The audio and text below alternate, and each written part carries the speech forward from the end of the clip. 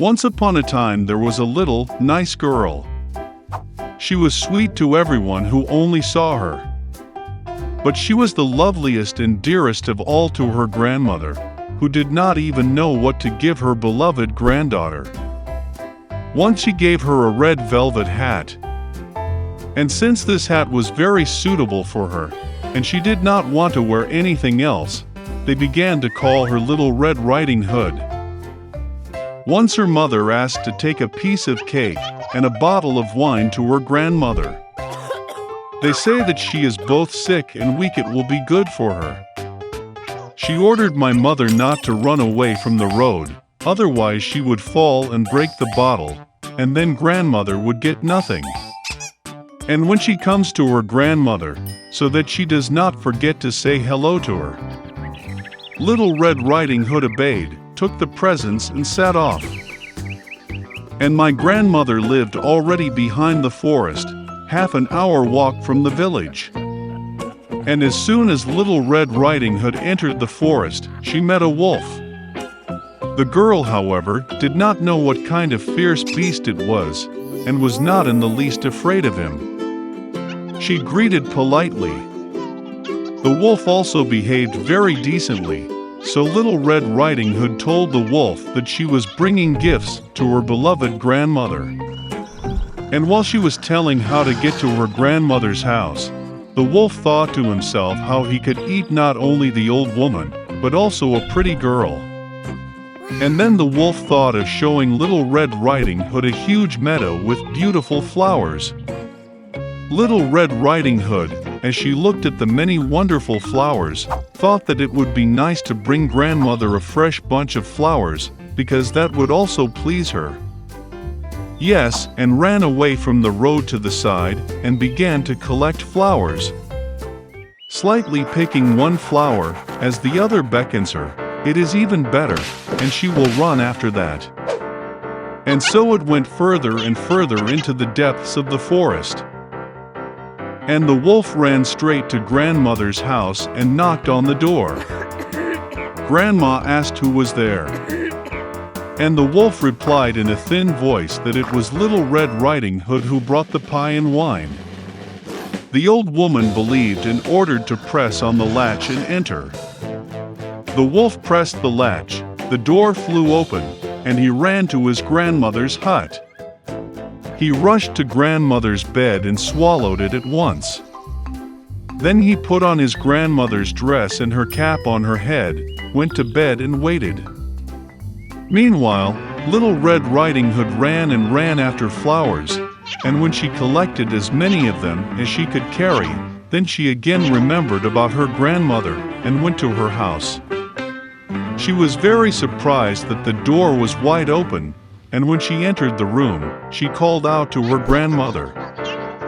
There was no answer. The granddaughter came up to the bed and saw grandmother was lying, and she had pulled her cap on her very nose, and it seemed so strange. Little Red Riding Hood asked with bewilderment why grandmother had such big ears. And the wolf answered in a grandmother's voice to hear better. Then Little Red Riding Hood asked why grandmother had such big eyes. To better see you, the wolf answered. And the arms are so big that it is easier to grip. And when Little Red Riding Hood saw the wolf's mouth and only asked why grandmother had such a nasty big mouth, the wolf pounced on her, screaming, "So I could eat you!" And how he jumped out from under the blanket and swallowed the poor girl. Having had enough in this way, the wolf again went to bed, fell asleep, and began to snore as much as he could. At that time a hunter was passing by the grandmother's house, heard snoring and wondered if something had happened to the old woman that she snored so. He entered the house, went to the bed and saw that the wolf was sleeping there. And he has been hunting this villain for a long time. He wanted to kill him with a gun, but it occurred to him that the wolf, perhaps, swallowed his grandmother and that she could still be saved. That is why he did not shoot, but opened his wolf's mouth wide, and saw a red cap flashed there. A girl jumped out of her mouth and said that her grandmother was still there. The hunter opened his wolf's mouth even wider, and the old grandmother somehow managed to get out behind the Red Riding Hood. They were delighted, began to hug and thank the hunter. They decided to teach a cunning wolf a lesson. They brought up large stones as soon as possible, stuffed them into the wolf's mouth and belly, and carried him out into the yard. And when the wolf woke up, he saw the hunter, and was about to escape, but could not bear the weight of the stones, and fell to the ground. This delighted all three, while the wolf got up and barely dragged its heavy belly into the dark forest. They never saw him again. This is how they taught the cunning wolf a lesson, and Little Red Riding Hood decided that she would never again disobey Mother's orders.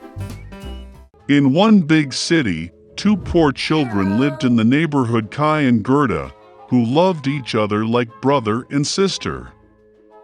Parents allowed them to walk to each other on the roof to visit and sit on a bench under the roses. In the warm season, they spent all their time here, inventing different games, and in the winter they loved to sit by the warm hearth and listen to amazing stories that their grandmother often told them. Once, when the children were looking at a picture book, Kai felt something prick him in the eye and heart. These were the fragments of the mirror of the powerful lady, the Snow Queen. Since then, the boy's behavior has changed dramatically. He became angry, rude, and cruel. One day, Kai went tobogganing and never returned. When Gerda found out about Kai's disappearance, she cried for a long time. But she was sure that Kai was alive, so she decided to go in search of him. For a long time Gerda walked through the forests, through the fields, and then she came across a wonderful house, buried in flowers. The hostess came out to her. It was an old sorceress in a large straw hat. The old woman really liked Gerda, and therefore she bewitched the poor girl and left her with her forever. Gerda forgot about the purpose of her journey and spent a lot of time playing in the wonderful garden of the hospitable hostess. Once she accidentally saw a rose and remembered Kai, and immediately waking up from the magic, went on the road. On the way, Gerda met a big smart raven. He told the girl that he knew a princess who was about to get married, and her fiancé looked very much like Kai. The raven agreed to take Gerda to him. Once in the palace, Gerda managed to see the future prince. Unfortunately, it was not Kai.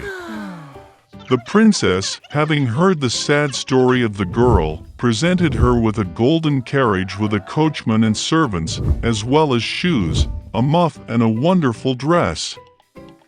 And Gerda hit the road. In the dark forest, the sparkling carriage immediately caught the eye of the robbers, who immediately attacked it. The robber took Gerda prisoner. She took Gerda to the robber's castle to show off her menagerie, which contained forest pigeons and reindeer from Lapland. Hearing the story of her captive, the robber took pity on her and released her along with the reindeer in search of Kai. The reindeer brought the girl to the old Lapland woman, who warmed and fed the exhausted girl.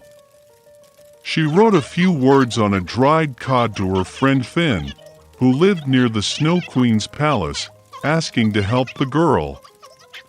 She explained to Gerda that the reason for Kai's bad behavior was the fragments of the mirror that hid his heart and eyes, and he would never be the same if the ice was not melted by the power of a warm, loving heart. Gerda went to the palace of the Snow Queen alone. No one dared approach the house of the powerful mistress. She was very cold and scared.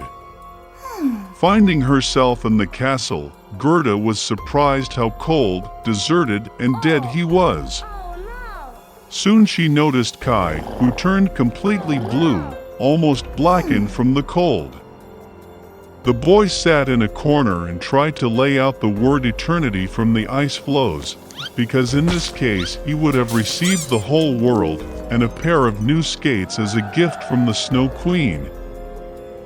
Gerda rushed to Kai, hugged him tightly and cried. With her hot tears, she melted the splinter stuck in the boy's heart. Having picked up, Kai also began to cry, and the second shard flowed out of his eyes along with tears. How happy they were to see each other! But there was no time for joy. They had to get out of the ice palace before the Snow Queen returned. When Kai and Gerda finally got out of the kingdom of the Snow Queen, they hurried home. On the way back, they met all the friends who helped Gerda in her search. At home, their favorite blooming roses were waiting for them, and everything that happened was soon forgotten by them, like a heavy dream,